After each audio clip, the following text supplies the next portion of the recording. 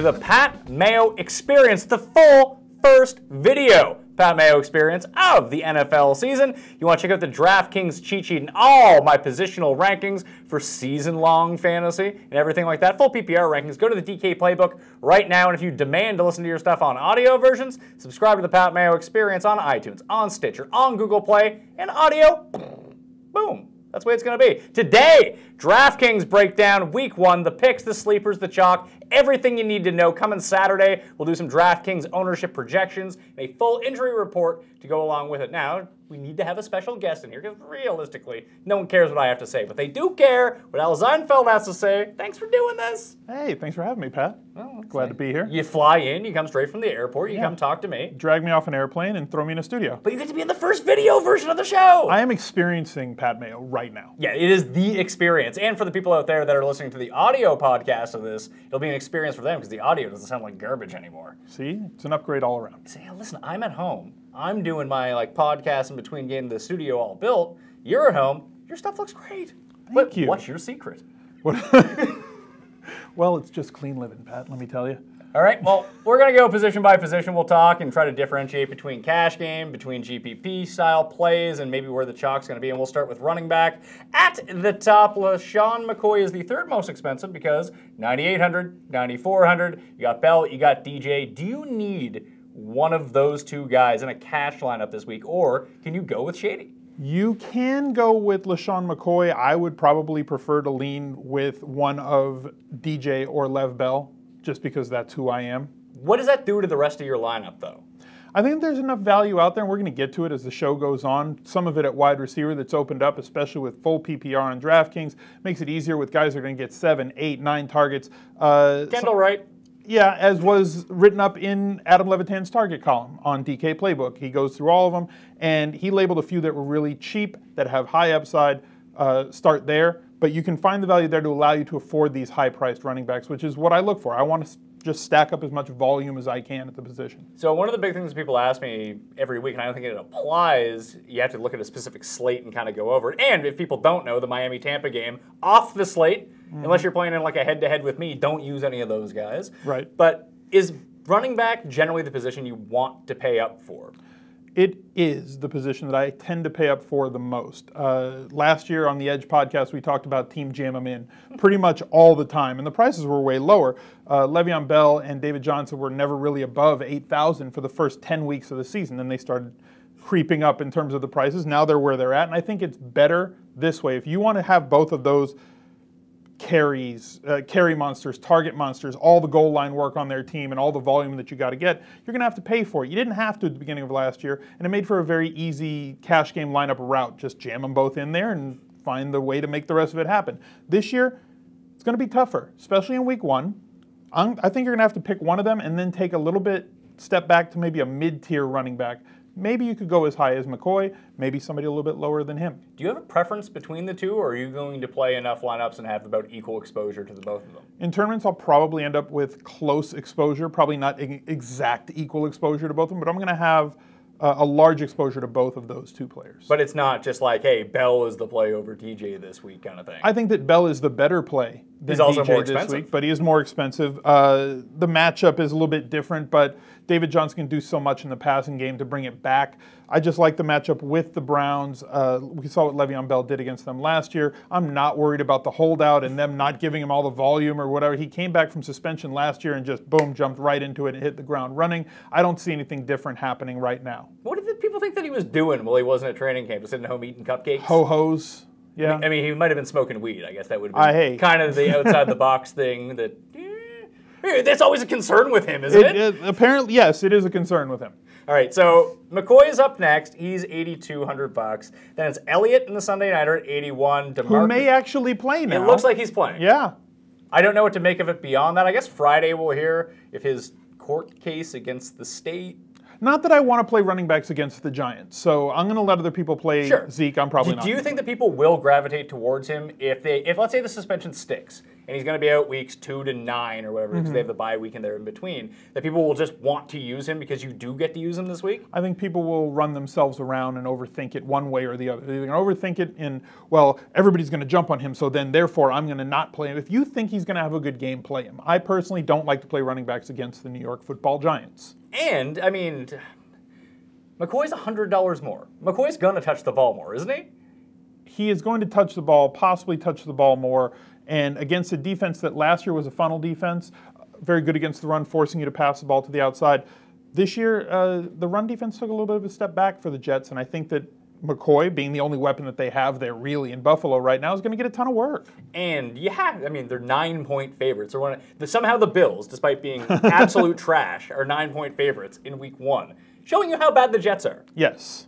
So, and you could pair McCoy with that defense if you wanted to spend up, get a little bit of correlation between your running back and your defense. If you think that they're going to be up a lot and then he's going to get a lot of second half carries, that works well for you. The Jets should acquiesce a little bit on defense, on offense, to allow that defense to just be stellar, get a little bit of a pass rush.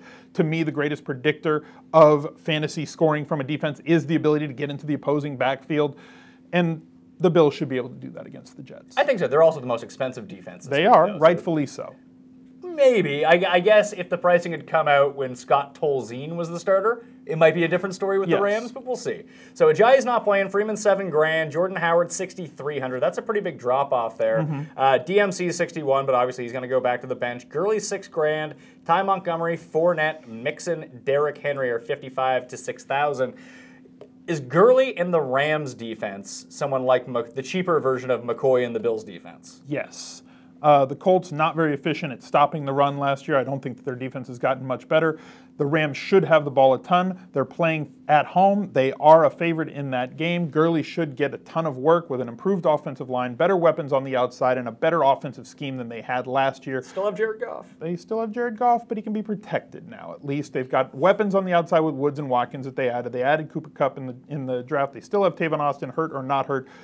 The offensive line got better, and you can't underestimate how much better this offense is going to be with McVay as opposed to Mr. Fisher? Experience. Yeah. So everyone in between there, so between like McCoy all the way down to Gurley, the Howards, the Freemans, the Murrays, I actually think DeMarco Murray is somewhat of a sneaky play here because he's going to get overlooked because of the price.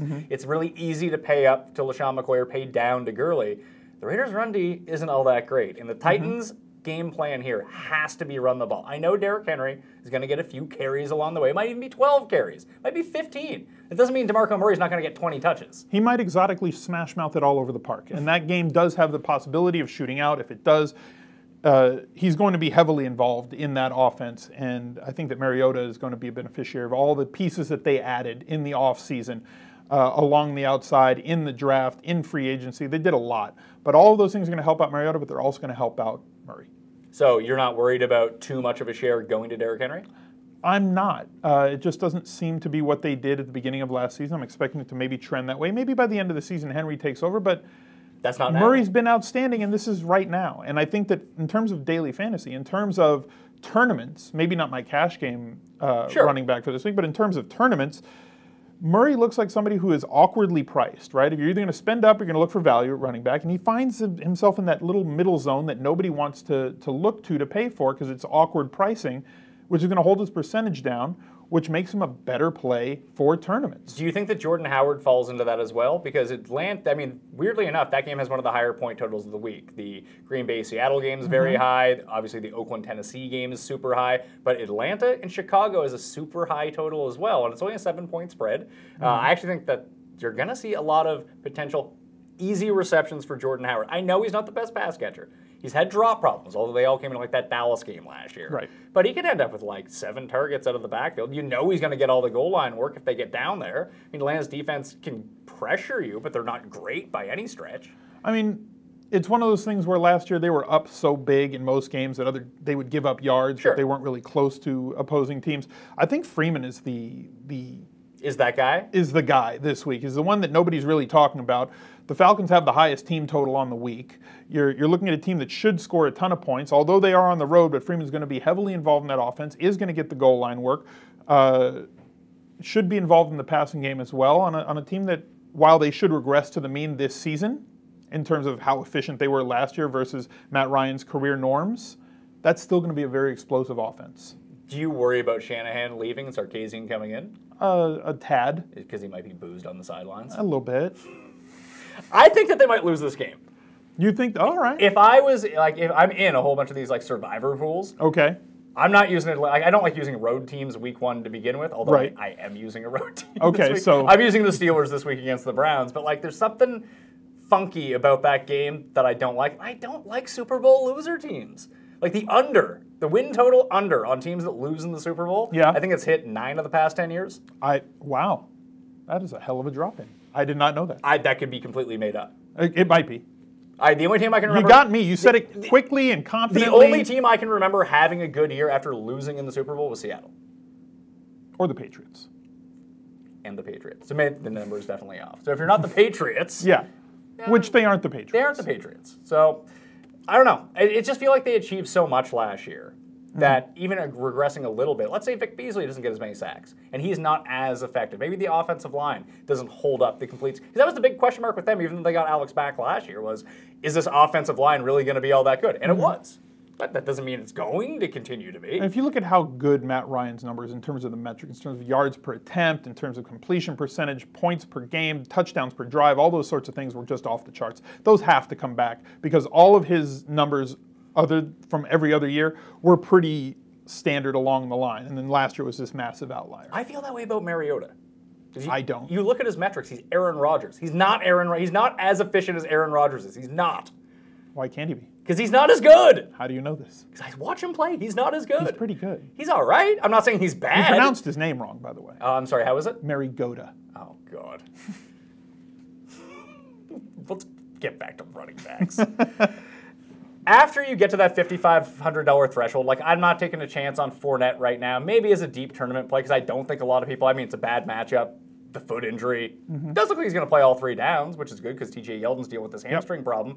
But like now we start getting into, I think Christian McCaffrey is going to be very popular because people love Christian McCaffrey. This is full PPR scoring, so people are going to be all in. And against San Francisco. Listen, San Francisco is going to win that game, so don't worry about that. Okay. Upset alert, week 1. You've named like 3 already. Home dogs is where you want to be at this week. All right. But I just think he's going to be too popular for my taste when I see Isaiah Crowell, who seems to be relatively game flow independent. Like, they're going to give him the ball and let him run, whether they're down by 20 or up by 20. Like, that's just how the Browns work. That has to be their game plan. But that's it. But it feels like I don't know what the projections are going to be right yet. I haven't seen who people are hyping up or where the trends are going. But at similar prices, $5,400 and $5,300. Great way to be contrarian. It feels like Christian McCaffrey is going to have 4 times the ownership. At least. But is he 4 times as good? I don't know. You want an interesting stat on Crowell? Let's hear it. All right. Running backs, when they play with running quarterbacks, see an uptick of like a half a yard a carry. That's one. Crowell last year out of the shotgun, anytime he played and ran the ball out of the shotgun, 6 yards per carry. They're going to run a lot of shotgun with DeShone Kizer, and DeShone Kizer can go. They're going to unleash him a little bit. They're going to run some read option. It's going to hold linebackers. It's going to hold safety. It's going to open up holes for Isaiah Crowell to run. The only thing you got to worry about is he going to have the ball security. He's going to hold on to it. Is he going to fumble? Or do they get down and Duke Johnson ends up in the game? Does that happen too? That's also a very realistic possibility. But I think that Duke Johnson and him can play together, with Duke Johnson lining up in the slot a lot of the time this year.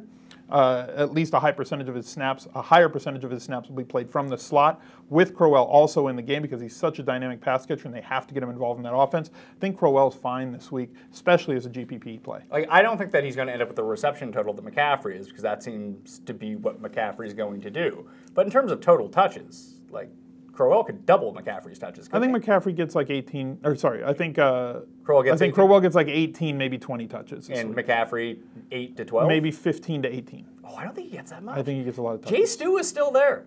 Okay. And he's going to, listen, between the 20s, inside the red zone, I feel like he's going to come in and break people's hearts. Chris McCaffrey is a fantastic football player. Would you use him in a cash game? I would use him in cash games. Would you use him or Bilal Powell in a cash game? Because I would rather use Bilal Powell. No way. Why? Give me McCaffrey over Powell. Oh, give Bilal Powell like 14 catches this week. Sure. He's their only good player. Him and Robbie Anderson are going to do everything. I am not playing Powell over McCaffrey in cash games. Okay, well, what about Carlos Hyde in cash games at 46? That's viable. That's way too cheap. That one's viable because of the amount of volume that he's going to get. Also, an uptick in offense. He's getting a much better offensive scheme this year. Chip Kelly, good offensive scheme, but it didn't fit Hyde and his running style. You also have the narrative of Carlos Hyde in Week 1. If you played Carlos Hyde in the last 2 years in Week 1, you were just printing money because... Just like if you bet the Niners as underdogs the last 2 years Week 1, here we go. You'd be printing money. Just like this year. Oh, an East Coast team going west. Oh, the Panthers. It's the other way around. It's West Coast teams going east, not East Coast teams going west. Well, but they are an East Coast team going west. That is true, but that's not the narrative. Oh, no, it's going to throw them out of their biorhythms. Okay. It's going to be all bad news for them. All right. And listen, Week 1, Niners, maybe not as bad as people think. Better than the Rams, I'll They're tell you going to that. be better than your LA Rams. My LA Rams. What about my LA Chargers? Can't you be both? Have you been to the new stadium? I have not. My uncle went to it like 2 weeks ago. Wait, the one that they're building or no, the like Home Depot? the little... The soccer field. Yeah. No, I have not been there. I hear it's really cool to go to. It is. I think it's going to be fine. Like, everybody's worried, oh, they're only going to have 37,000 people again. Whatever, it's going to be fun. But didn't we see this trend in baseball where, like, living in Toronto, we have the Sky Dome, or massive Rogers Center, where the hell is it? Yeah. It seems like 60,000 people. Yeah. And if there's 40,000 people there, it still sucks to go to because it seems empty. Right. And then you started seeing more and more of these, like Fenway and Wrigley had kind of had their niches, smaller, older stadiums. Yeah. But then there's the whole new wave of stadiums that have fewer people in them. It's a more personal experience. Yeah. They're not building 80,000 seats. No. But for football, they are. The Los Angeles stadium that they're building is going to be outstanding. Could you ever see football swinging back that way? Because more people enjoy watching football at home now anyway. Yeah, and that's really the problem, is that living in Los Angeles, we've been spoiled. We can see every game on TV. We get, the 3 games on national TV. We get the red zone. We get anything we want. At good times, too. Yeah, perfect. You can go out after the Sunday Nighter. Yeah. The games end at 4. The Sunday night game starts at 5:30, ends at like 8:39. You can go out, do whatever you want. Sounds great. Yeah, it's fantastic. Anyone else that you can think of that we kind of glossed over here? Like, I actually do like Powell. I will be using Powell. I don't hate Powell. I don't like Powell more than McCaffrey. See, I like Powell more than I like McCaffrey. See, I like Hyde more than I like Powell. I like Hyde more than I like Powell as well. So you like... We're going to fight. Hyde, Powell, McCaffrey. Okay. You know what? Move McCaffrey. Hyde, Powell, Crowell, McCaffrey. Oh, my good God. People are all in on Christian McCaffrey. We're going to have Let's see him play a game. We're going to have words when we get off the Play a game. You have the words right now. We're on the air. Any love for Tevin Coleman instead of Freeman as a pivot play? To me, that's like a deep GPP play if you want to do something like, because like it's definitely not a cash game lineup play. kind of guy? Yeah, like if you're playing like 2-3 lineups and you're putting Coleman in there hoping that, like, he was so ridiculously efficient last year. Like Marcus Mariota? And on the right side of touchdown variance, like he would come in and he'd get like, Freeman carried the ball 6-7 times or being like 8 straight plays on a long drive, and then Coleman would come in and get 1 carry on the 22-yard line and run it in. Yeah, even his yards... Not even like vulturing on the 1. Even his yards per route run were off the charts compared to every other running back. Ridiculous. Like, there's no way he's repeating that. So McCaffrey's right there. What about Marshawn Lynch? I'm not on the Marshawn Lynch train. At all? You're just off? Season long, I think I have 1 share in like 20 or 30 leagues that I'm in, and it was just because he was the guy that was still there, apparently. It's just not somebody that I'm that interested in playing. On the wrong side of 30, took a year off. There's other younger, more explosive running backs on that team, and they are going to be a pass-first offense, in my opinion. The offensive line is very good. He is going to get goal line carries. I don't see it. Last guy, Danny Woodhead. Doesn't this feel like if they get behind in this game? Right. I mean, can't we say that for every pass-catching running back, though? But he's going to be a pass-catching running back, but he's still going to get carries. It's not like Terrence West is just going to be the guy, which separates him from Chris Thompson kind of thing and Shane Vereen. Right. That he's going to be in the game either way, but if they do fall behind, he's going to always be in the game. I mean, the Ravens threw the ball more last season than any other team in the league, so you know that the pass attempts are definitely going to be there. And is Flacco elite is the question that we'll never talk about on your show, ever. Well, let me ask you, the fact that he's not elite, wouldn't that help out Danny Woodhead? Maybe. Let's try this 3-yard pass instead of the 60-yard pass. Let's try the easier pass here. So no love for like Rob Kelly or Perkins or anything I don't like think that it's not that there's no love for them. I just don't think they're necessary. We've chronicled on the edge so Carlos, my reading of Carlos Hyde is the cutoff. Garrett. Yeah, that's probably going to be my cutoff for running backs. I mean, I'm going with a smaller pool this week. I don't think that you need to have 20 running backs in your pool, I think you can get away with like 6 to 8 running backs and pick the ones that you want that are at the price points that you want and cycle through them in your tournaments. If you're going with cash games, I do think it's viable to go with a running back at your flex position this week, and there's plenty of value there to do it. And remember, put the running back who plays in the later game in your flex spot. That way you can win $1 million. And you got to do that. Hey, last time you were on the show, you won $1 million. I did. I forgot to thank you for that. Oh, no problem. Thank you for having me on your show at week 2 last year. It was you came on, you won the $1 million, and I had Ben Raza on my show for the very first time ever in the golf, and he won like $200,000 that week. So more people should be clamoring, just clawing down the door to get into the set. But the problem is, I keep losing, so I think it's just me donating the money back to everyone You're else. like a mosquito with malaria. Yeah. It's money. Like you bite people, you come on your show, you bite them, and they get the and money. I die off the corner. You're totally immune. Yeah. Last guy, CJ Pro Sites is actually one I wanted to talk about. $4,100, and this one is a game flow dependent type play. Rawls, clearly not 100%. I'm not buying any literature I read about Eddie Lacy getting 25 carries. It's just not happening. 25 carries for 1 yard, maybe. I don't think it's happening, A. I think they're going to have to catch up, and there's going to be a lot of passing that Which game. means Pro Sites going to be on the field. And if Rawls is out, if we get that news early, because that is a late game, is it not? Yeah, it's a 4 p.m. game. Right, so we're not going to know with the inactives in the morning if he's active or not. So it's one of those things where if you're ready to pivot with your late swap later and you leave spots to get Pro Sites in there. Could you do that with Hyde? Hyde plays in the later game too. Now I know you wouldn't want to give up all your Hyde shares. No, but maybe you go a little bit overweight on Hyde if you were gonna, and we're talking about massive multi-entry now. If you're gonna have, I'm probably gonna play 25 lineups this week. Right, so if you're gonna play 25 lineups, you're gonna have X amount of those be Hyde. Maybe you put 5 or 10% more, 1 or 2 extra lineups in there with Hyde, and then you can pivot to Pro Sites if you find out that Rawls is inactive. Let's say Rawls plays. Does that take? I feel like Rawls isn't gonna be on the field if they're passing anyway. I don't. The less. Sure, the bodies that are there to get in the way always works out better for me. I want to take the path of least resistance. I don't want to fight through 3, 4, 5 running backs. If there's 1 or 2 of those guys that are out, that's better for me.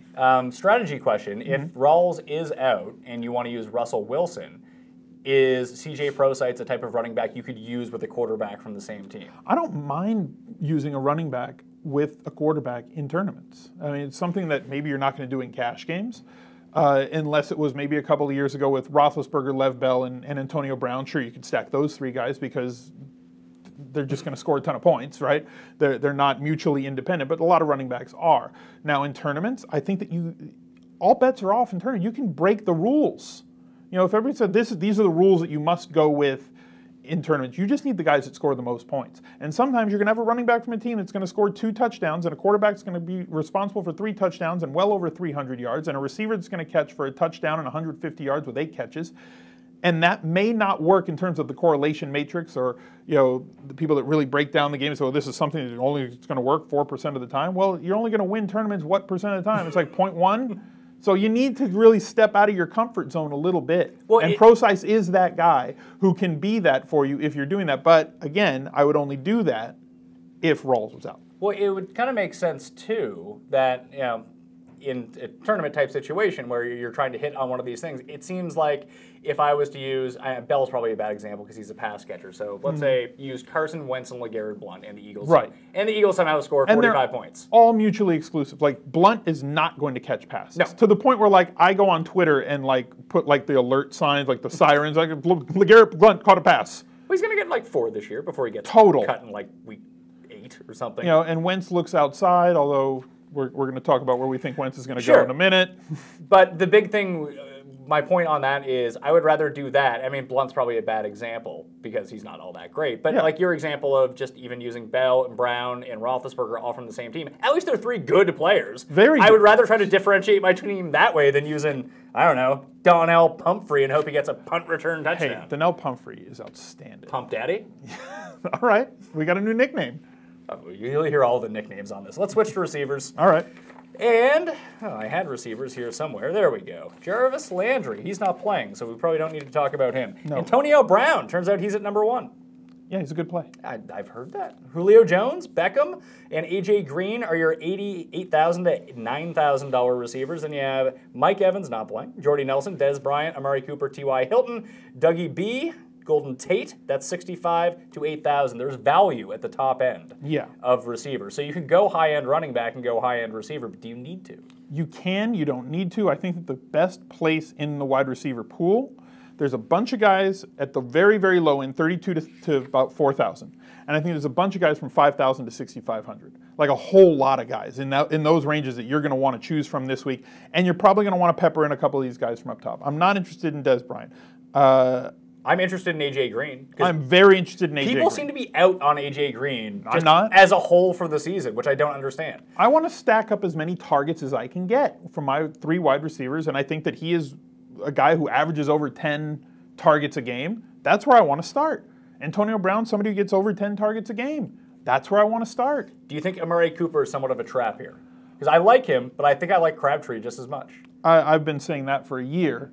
I think that I like both of them. No, I like that. Like Crabtree, it's the big running joke that me and Adam and Pete have is that the best wide receiver on the Raiders is Michael Crabtree. Well, I mean, even if he's not, let's say he is $1,200 He's not the most talented one, but he is way cheaper.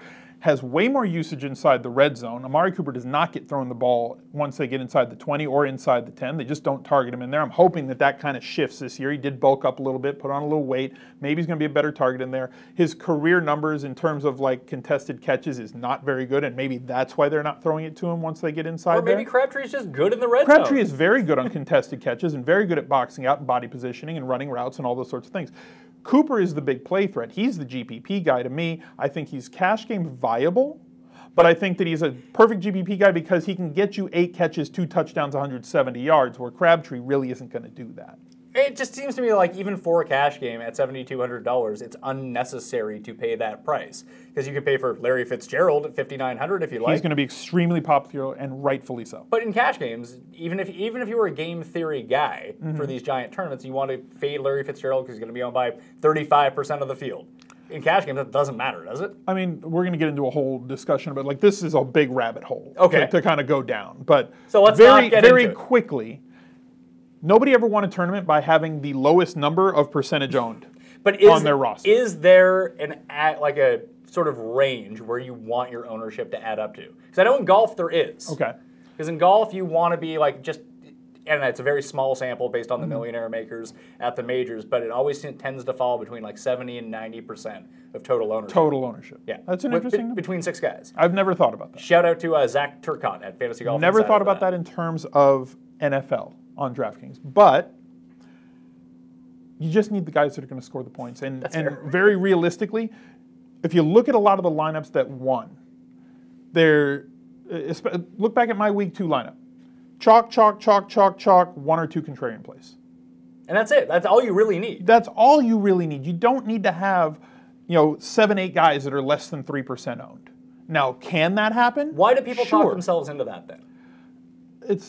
Everybody turns themselves into the dude from The Princess Bride. I clearly can't drink the glass of wine in front of you, but I clearly also can't drink the glass of wine in front of me.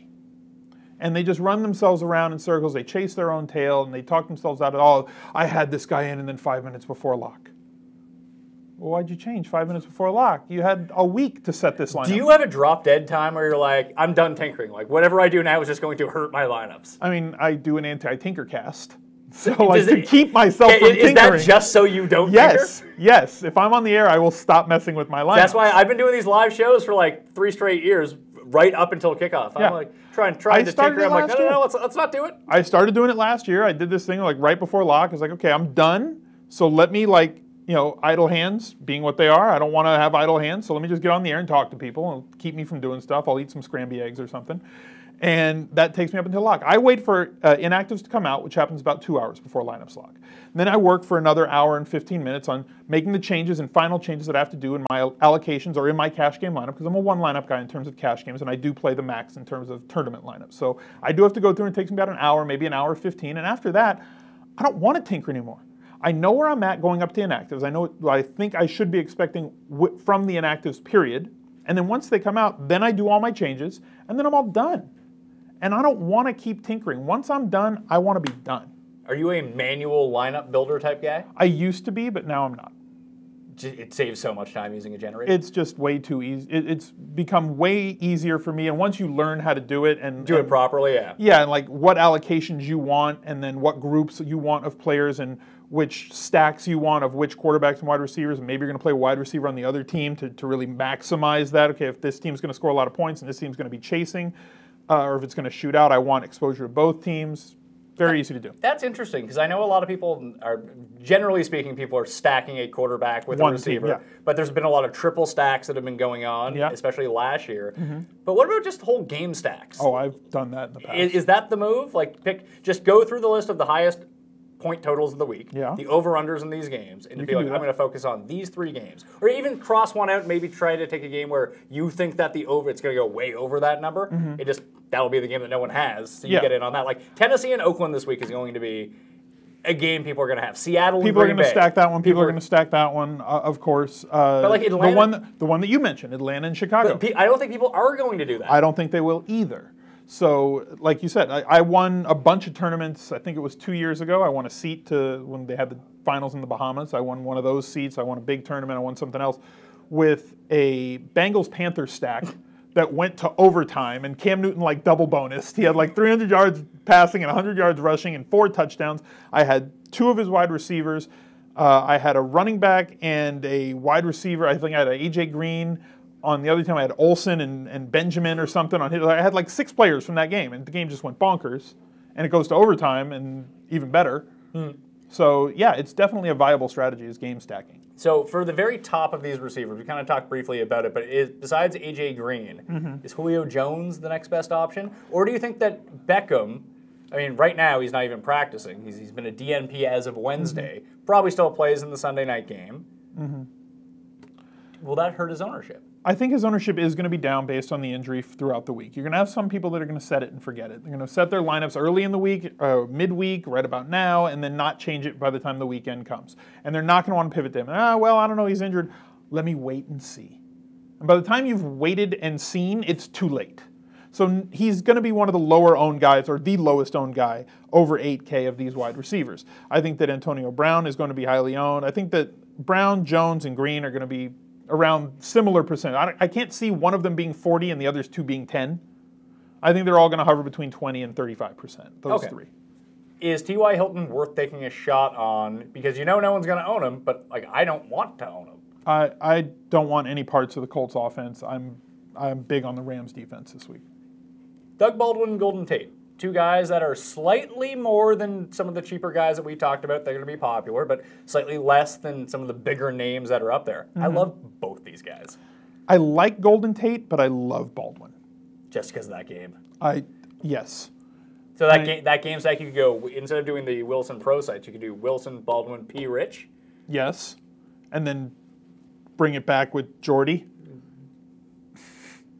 Randall Cobb, maybe? Maybe Montgomery.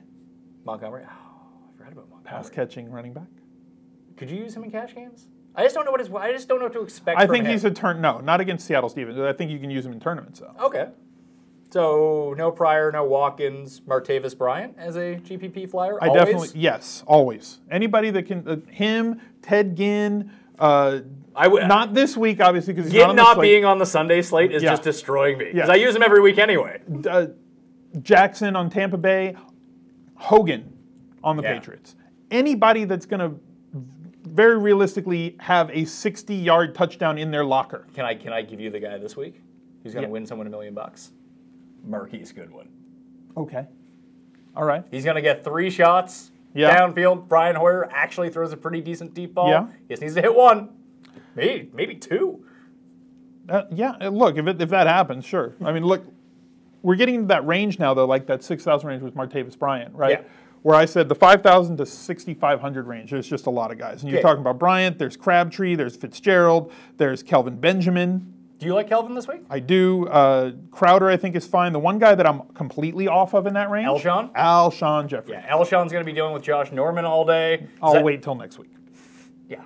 Zach Ertz is going to get fed 3,000 targets in that game. Roughly. What about another part of that passing offense? What if it's like Torrey Smith? What if it is Torrey Smith? I think he's a fantastic GPP play. And we saw that Wentz hooked up with him in the preseason once or twice, one for a long touchdown.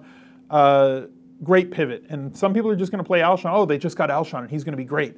And not realize, because not everybody is that into it, and not everybody is going to think, hey, Josh Norman's going to be on him. Let's find out the path of least resistance, and it's going to be Ertz, and it's going to be maybe Sproles, or maybe it's going to be Torrey Smith on the outside, but they're just going to jam Alshon in there. And in my opinion, I think that's a wrong move. And there's so many other good players in that range that it seems unnecessary. Very unnecessary, especially considering like the 5 guys I named in that $200 price range. So for the rest of the $5,000 guys, the only one I really like, and I love him for season long, I love him week to week. We talk about trying to project out volume and targets and market share.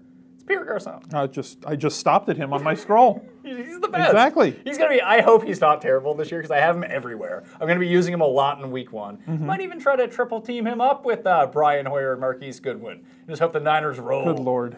They're going to roll. They're going to, and why not just play Hyde in that too? Since they're gonna roll, so Hyde will get 20 carries in the second half. I've already discussed how I lose all my money doing 49ers this. Onslaught. Just the reason stuff them all in there. You and good players are able to win is because people like me who get real fired up for their 49ers. For the 49ers. How about Jeremy Maclin though? Maclin or Wallace? I think that Maclin is kind of like a 10% better version of Steve Smith's senior citizen from last season. Which is good. Steve Smith is good. Which is good. I don't know where Maclin is, because if he's Maclin from like 2 years ago when he was healthy, he could be really good in this offense. Yeah. But if he's banged up like he was last year, then he's not going to be so good. For 5,000, I'd rather have Eric Decker. Really? Yes. One of the most efficient wide receivers in the league inside the red zone. And guess what? The Titans are going to spend a lot of time inside the red zone this year. The Titans already have Eric Decker and Rashard Matthews. Wow. I like that take. He is a highly efficient receiver. They're both good in the red zone. And you talked about earlier, I forget who was we were talking about, Michael Crabtree, using his body to box people out. That's what Eric Decker does. That's what Rashard Matthews does. And he's got one of the best quarterbacks in the league. And he already has the trust of Mariota. That's right. To go with it. I don't like Mariota this week. That's me. I love Mariota this week. I like DeMarco. That's why. See, I think you can like both of them. All DeMarco. DeMarco gets 6, 7 targets though. They're not mutually exclusive players. Okay. I don't like Eric Decker. I don't like any of the Titans receivers until I can figure out what's going on in that offense. And that's the thing. I don't want to pick which one I like. But I do like Decker more than I would rather. That's why I like Mariota. I think he's got so many weapons. There is a pass catcher that I like on the Titans, but it's not one of the wide receivers. It's Delaney Walker? It's Delaney Walker. Don't make that face. I just feel like he might get lost. They have so many options now. He will not get lost when they get inside the red zone. He will not get lost. But don't they have Decker for that now? They have Decker. They have like you said, Rashard Matthews. He's his safety blanket. Okay. Would you go Maclin over Wallace, though? Wallace is $500 Yes, cheaper. I would go Maclin over Wallace. Okay. Jordan Matthews. Anyone on the Bills besides LaShawn McCoy worth taking? I'm not touching the Bills. I'm touching LaShawn McCoy and the Bills defense. Not Tyrod? You can go naked Tyrod. You can do that. Can you explain to people what that is in case they don't know? Okay, we've talked about stacking, putting a wide receiver or a tight end with their quarterback. So if you're playing a quarterback, generally you want to stack them because of the high correlation between the two positions. So if you're going to go naked, you want to have the quarterback with none of his pass catchers. I would suggest if you're going to go that route, quarterback, have it be somebody who is going to run the ball on the ground. Somebody like Dak has the ability to run the ball on the ground. Dak, Kaiser, Tyrod Taylor. I would even throw Jameson because he can rush in touchdowns. He's not really a runner. But he has run in touchdowns. Yeah.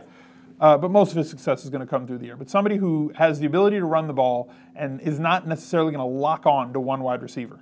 Yeah. You know, we talk about with A.J. Green. Dalton just looks for A.J. Green everywhere. Like 40% market share of his snaps in the preseason went to A.J. Green. So if you think A.J. Green's going to have a huge game, then Dalton's probably going to have a big game too. Where that's not necessarily the case with if you think that Tyrod Taylor's going to have a big game, it does not mean that one of his wideouts is going to have a huge game. Or Charles Clay for that matter. Because he's not good. He's all right. He's going to be dealing with leg cramping after like 2 snaps. He just kind of floats along like a little... Bowling ball? Sure. Floating, I don't Floats feel like a bowling ball. It doesn't really float. Stings like a bee. Kevin White is $4,200. Robbie Anderson is $3,800. But then you have Kendall Wright down at $3,200. You got a lot of guys in that 3,800 and down range. Well, what about Josh Gordon at $4,000? What about JJ Nelson? I love JJ Nelson. He's probably my favorite play of the week. What about Torrey Smith? Also at $3,700. I will use Torrey Smith, but in the 4 games that JJ Nelson didn't have Michael Floyd on the field with him, he had at least 7 targets in each of those games. Bonkers. So, I had him in one of those weeks, and it was one of those weeks where I said, I think J.J. Nelson is the play. I think he's going to get 8 targets or so. And you got laughed people at, said, yeah, people said, I don't know, I'm going to wait and see. The best time in the NFL season to be contrarian in terms of daily fantasy and tournaments, it's the first 4 weeks of the season, because we think we know who these teams are, but we really don't know. So if you have a strong take on somebody, like your take with ProSize, I don't care what his percentage owned is going to be. If you believe, Pat, that he's going to be the guy, then play that guy, because you have a greater chance to be right early in the season on kind of an off-the-wall take than you do later in the season when we know who these teams are and who the players are and where the snaps are going to go and where the targets and the carries are going to go. You know, once we have a greater grasp on who they are. Right now, if you have a take that seems like a little bit warm, maybe a hot take, maybe a little off the reservation, this is the time to do it in weeks 1, 2, 3, and 4. I like it. Yeah. So you're giving me permission. I'm giving you to permission play every loser in the league. Niners stacks, Bears stacks, ProSize. Do you like Robbie Anderson at all? Because I do. Yes. He's the only. I like him less today than I liked him a week ago. Sure, they have Jermaine Kearse there now. But Jermaine Kearse isn't good. I know, but it's snaps and targets. It's like. But is he really taking away from the snap bottom line of Robbie Anderson? Possibly. Like, that's the thing. Like, before there was no resistance to him getting like 8 to 10 targets. He may get 7 or 8 now, but like he might also get 4. Josh McCown, where that was never Robbie a path. Anderson, Bilal Powell triple stack. Oh, good Lord. When the Jets score 3 points. We're going to have an intervention. Well, probably, but probably not over this. There's so many other things in my life that need to be an intervention. Think of it with it. Kendall Wright. Yeah. Yes, right?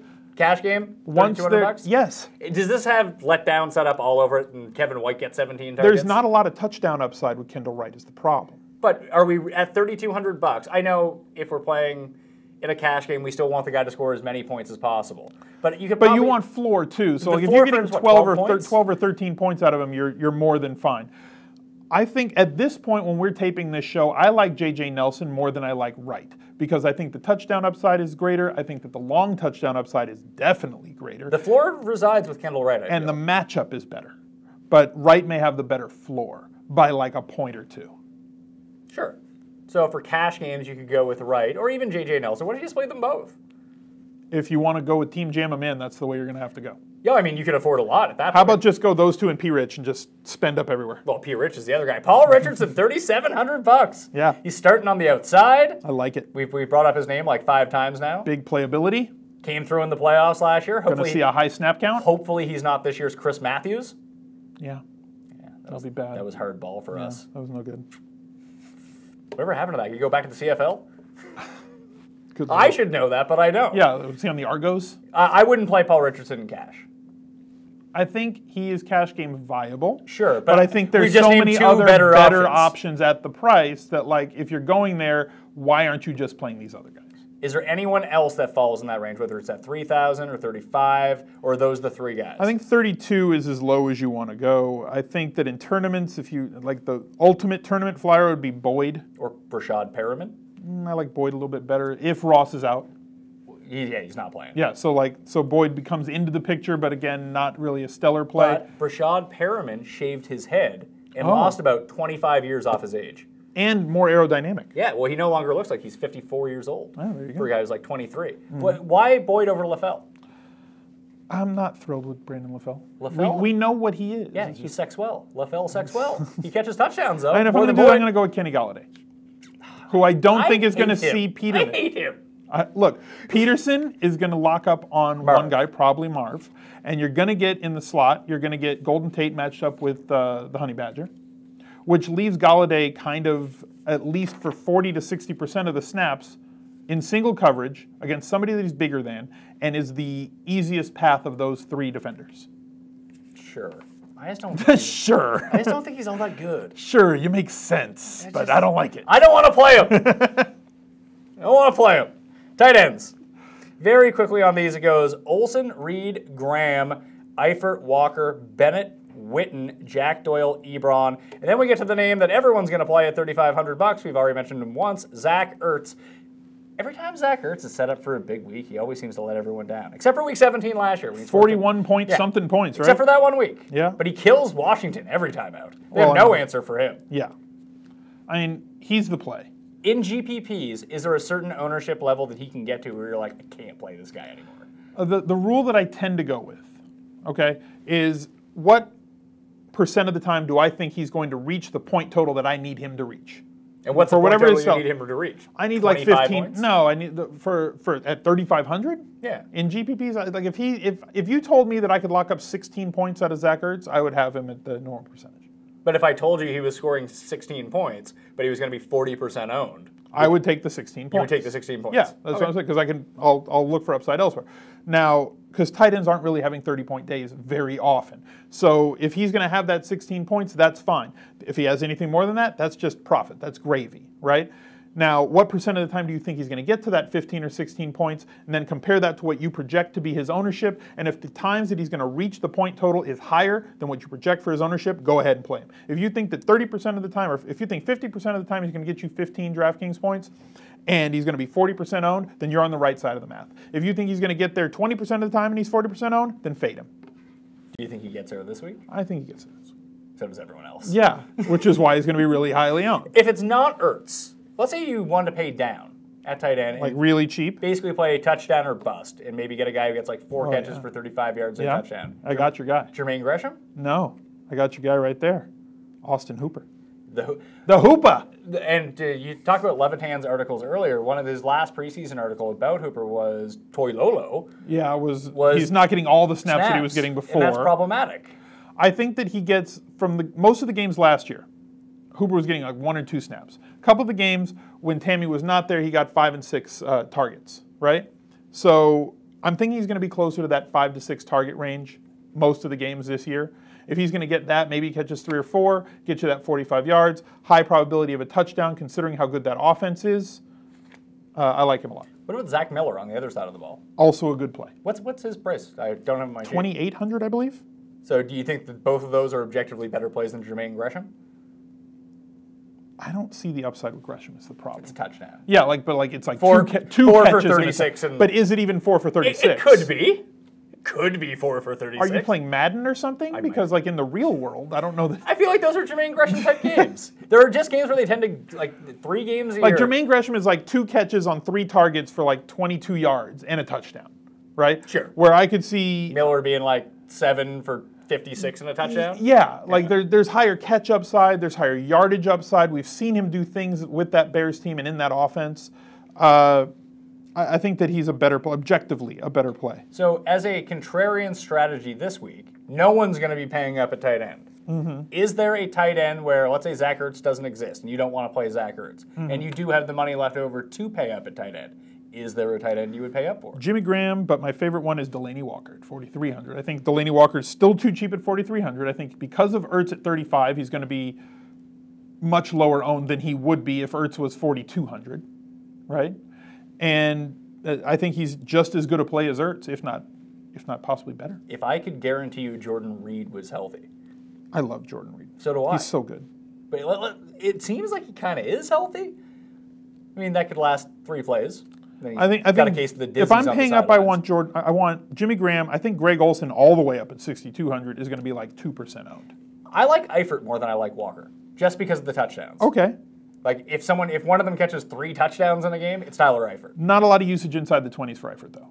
No. That's the worry, and that's why I like Walker more because he's got the higher floor because of the targets and the yards he's going to accrue.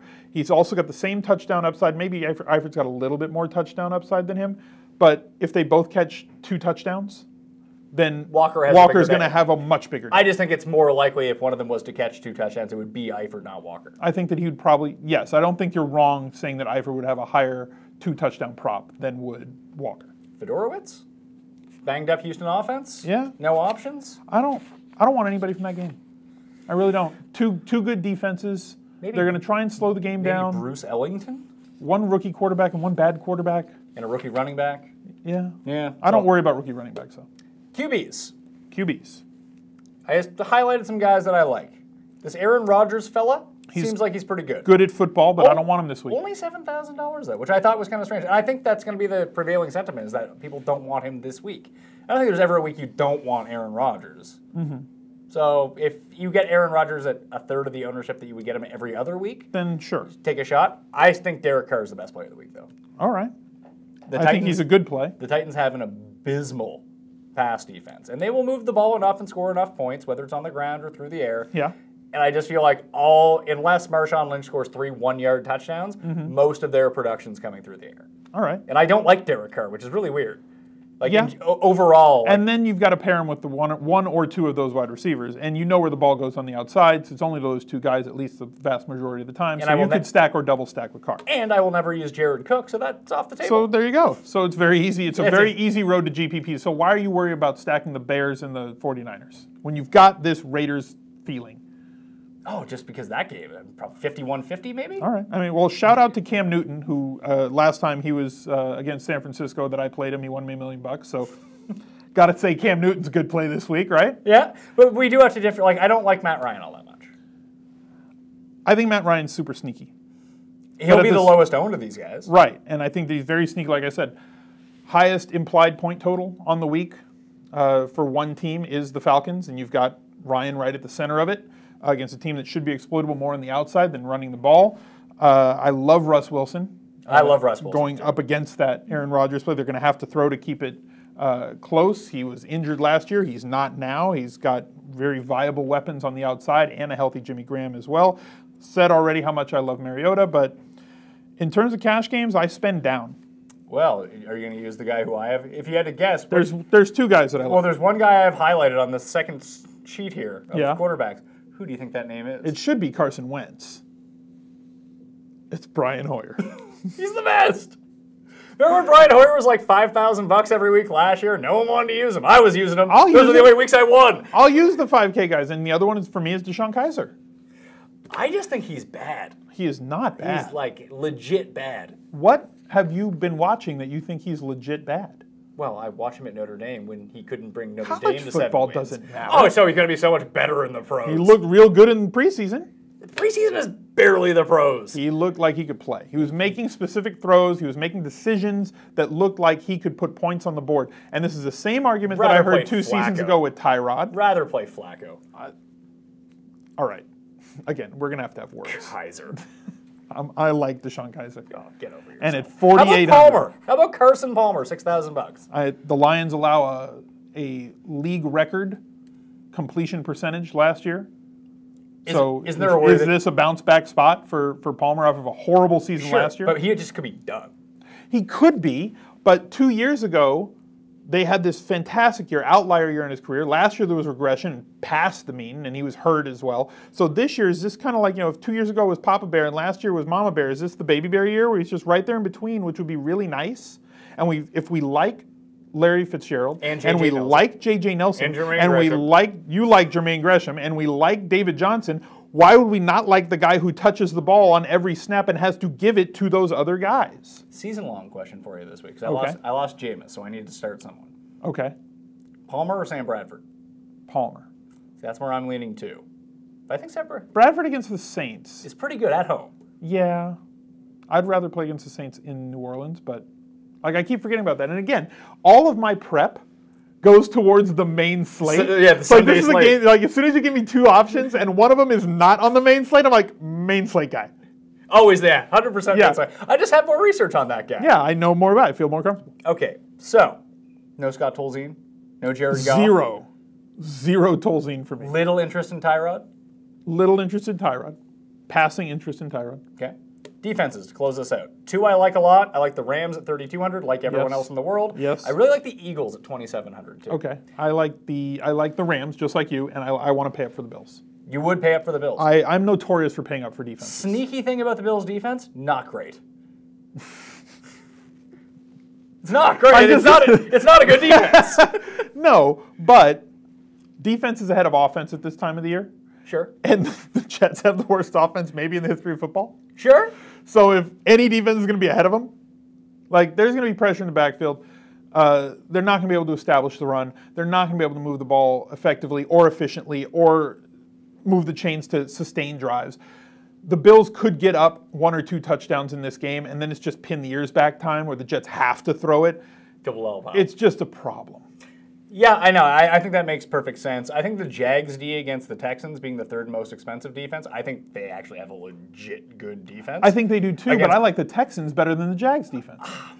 I think they're about equal to me. J.J. Watt just raised $20 million. You saying he can't win you one? Whoa, where's your mind at? If you're raising $20 million, is it on the game this weekend? It's going to be, look. No. Oh, this is the narrative spot of all narrative spots. He's probably raising money at the halftime show, too. This is, of all the narratives, if you want to take a walk down narrative street. And I talked about this on the show on Tuesday. J.J. Watt's going to have 27 sacks. Which people can go download right now. The only big spot that I remember, these emotional narrative spots, is the Saints over the Falcons in that Monday night game when they went bananas. Brett Favre's dad.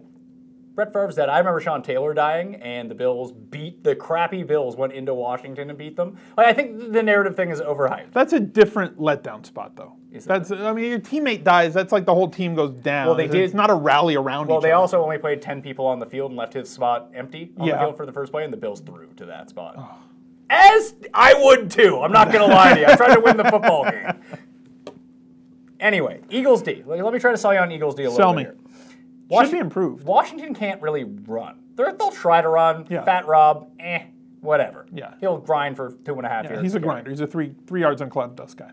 I do think the Eagles will score points in this game. They should. So that means that there's probably going to be 38 to 45 pass attempts coming from Kirk Cousins. Now, Kirk Cousins is good. He could put up 24 points. He could put up 28 points in this game. The Eagles' pass rush is pretty good. And I think you can force, with enough pressure, I mean, Kirk Cousins doesn't need to be forced into mistakes. He can make mistakes on his own. You start getting that pressure on him, which I think they can really bring here, that you could be looking at a defensive touchdown, you could be looking at 3 sacks, maybe a fumble, something like that. I just think it's a defense no one is on. They're very cheap at $2,700. Yep. And I think they have the possibility for a giant week. Now, they could score 1 point because they give up 25 points and that's it. But I'm not really concerned about that. I'm concerned about the potential for turnovers here, and I can see it with the Eagles. And something that I haven't thought about, is Sproles returning kicks for them still? Is he returning punts? I believe he is. So you're going to stack Sproles with them? Eagles do, yeah. And get the double dip? Double dip. Yeah. And he's the only one I can really think of this week that could do it. Does J.J. Nelson return punts? I don't think so. Or is that like Jerron Brown? No, it's Matthew, isn't it? Is it? I think so. Honey Badger, doesn't he return the kicks for them? If I was them, I would not let him return kicks. No? No. Don't hurt yourself. No. We want you to play defense. Don't hurt yourself anymore. Sproles, go nuts. Yeah. So it's almost like they're begging Sproles to get hurt on these things. Yes. And he never does. No, he's Energizer Bunny. Yeah, he's still sticking around. Every year, once a year he has a 2-touchdown game, and one of them's a kick return. What's his price this week? It's cheap. It's like 4,000s, low 4,000s. I mean, he scored the most points of any Philly running back last year. I'm just telling you. He's going to be involved in the passing game. Yeah. You know? Blunt has not done well in the preseason. Does not look good. No, but if anyone's going to score a touchdown, it's going to be stupid Blunt. Anyone at the bottom, I don't mind the Giants D at 26. I don't love it, but I could be talked into it. I like the Eagles D a lot more, so I'll be using them. But of the really bottom rung teams. Of the really bottom rung teams?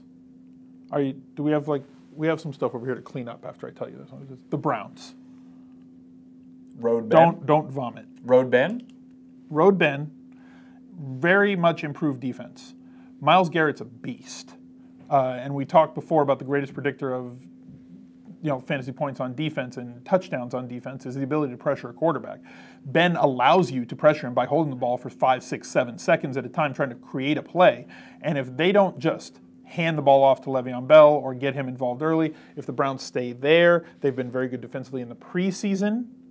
And Myles Garrett could get a couple of sacks this game. Maybe one of them turns into a fumble, gets scooped up for a fat guy touchdown the other way. For 2,000. Yeah, it's nothing. 2,000 is. If you want a GPP flyer that's going to be less than 3-4% owned and can actually get after it in the opponent's backfield, the Browns defense is worth that flyer. And it allows you probably to have Bell and David Johnson. But like I said, I like to pay up a defense. But I'm saying, if you want me to pick something that's 2,500 and down, it's probably the Browns out of that grouping. All right. But the best play of the week, Bills and Rams? For me, yes. At least for you in terms of pricing versus yes. where they are.